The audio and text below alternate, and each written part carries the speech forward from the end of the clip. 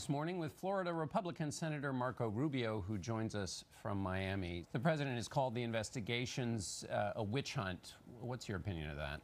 Well, I know he feels very strongly about it. My advice to the president is what I've communicated publicly, I should say, that way I've tried to communicate to everyone on this issue, and that is this. It is in the best interest of the president and the country to have a full investigation.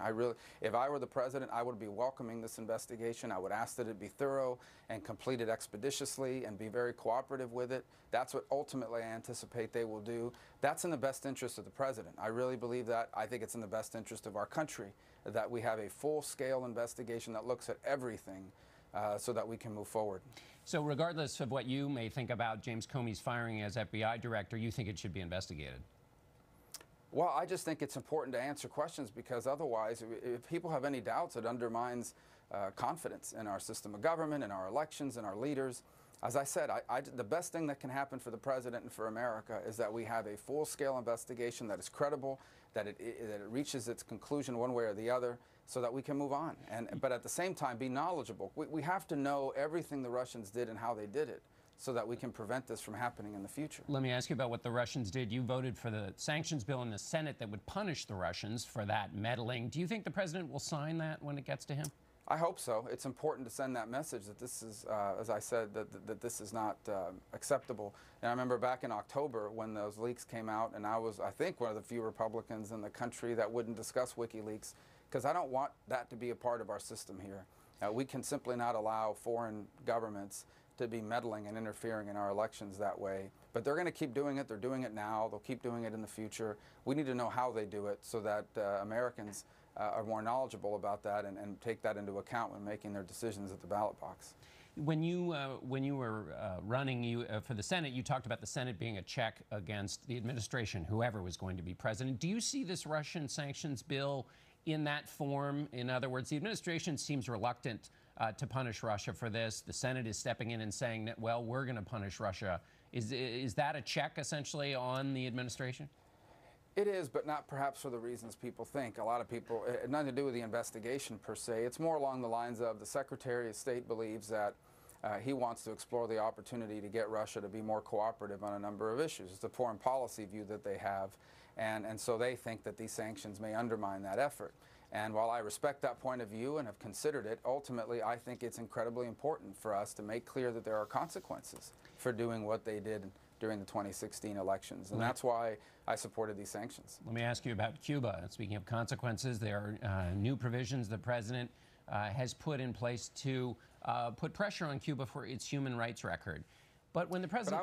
Go ahead. Go ahead, I'm sorry. No, I wouldn't view it just as putting pressure. I really don't. I think this is an effort to strengthen individual Cubans. Understand what this does. This basically says that American travelers to Cuba, they'll continue to fly on commercial airlines or get there in a cruise, but when they get there, they have to spend their money primarily with individual Cubans who own private businesses, which is what everybody who supported the Obama opening was always bragging about. They were saying there was all these new small businesses. Right. Well, we want to put them in a privileged position. And so American travelers to Cuba will have to spend their money with them instead of the Cuban military. That was the goal of this, is to empower individual Cubans to be economically independent of the Castro military and of the Castro regime. But when the president gave his speech, he said that we will not lift sanctions on the Cuban regime until all political prisoners are freed. He talked about freedom of assembly. He talked about all political parties being legalized. So I guess what I was interested in is that when he went to Saudi Arabia, he said he's not going to lecture Saudi Arabia about its considerable human rights challenges and what's happening in Yemen that Saudi Arabia is funding. And I wondered if you could square for us, on the one hand, a very public lecturing of the Cubans and no lecturing of countries like Saudi Arabia, Egypt, Turkey, and how you see that. Yeah. Well, a couple points. First of all, what you talked about, not lifting sanctions until they have elections, that's actually the law. That's the law of the United States. It's codified under Helms-Burton. It says that. The embargo goes away when they meet these conditions, and you've outlined them, and the president outlined them.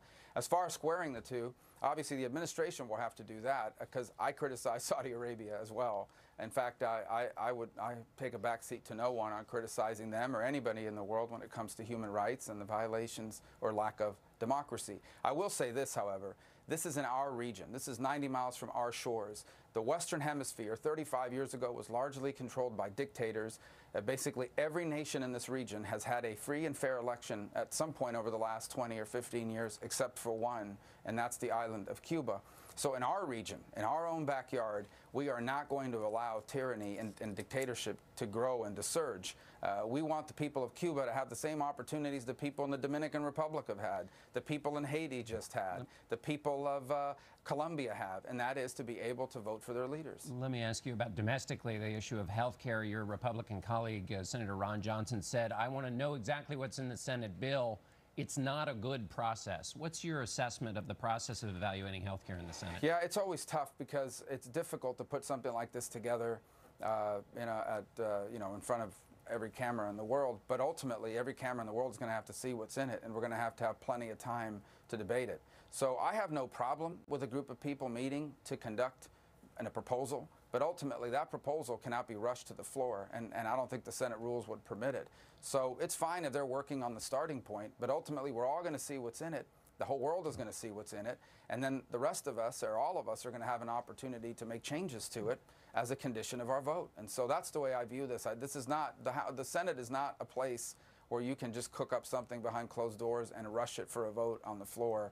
There's just, especially on an issue like this. So the first step in this may be crafted among a small group of people, but then everyone's going to get to weigh in, and it's going to take it's going to take days and weeks to work through that in the Senate.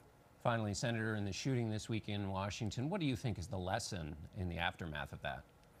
Well, I mean, the only person to blame for that shooting is that person who did it, who's obviously someone who had big problems, and both mentally and behaviorally. That said, I do think it's an important moment for us to understand that violence is the opposite of dialogue. And we in this nation have First Amendment, and while the law continues to protect the First Amendment, I think we have to ask ourselves whether we are culturally cracking down on free speech, where we've reached a point now where we're blocking people from speaking because we disagree with them. It's funny on the one hand to hear people say we should be engaging in dialogue with Raul Castro, and yet you have mainstream politicians in the United States being boycotted at graduation speeches across America. We cannot have a whole generation of young Americans growing up to believe that if you disagree with someone's points of view, the way to do it is to try to shut them down. I'm not saying that's what did the shooting. I am saying that we have to be, as a nation, capable of debating issues on the merits of the issues without dehumanizing or demonizing the person on the other side. You and I can disagree on the right approach to Cuba, taxes, or health care. I don't have to go around telling you you're an evil human being for what you believe in, because once you convince someone that the other side is evil, that, I think, in the minds of a deranged individual, is an invitation to commit a violent act against them. Right. I'm not blaming the shooting on any Democrats or the left. I'm just telling you, both sides need to think about that as we move forward. All right, Senator Marco Rubio, thanks so much for being with us. Thank you, John. Thank you.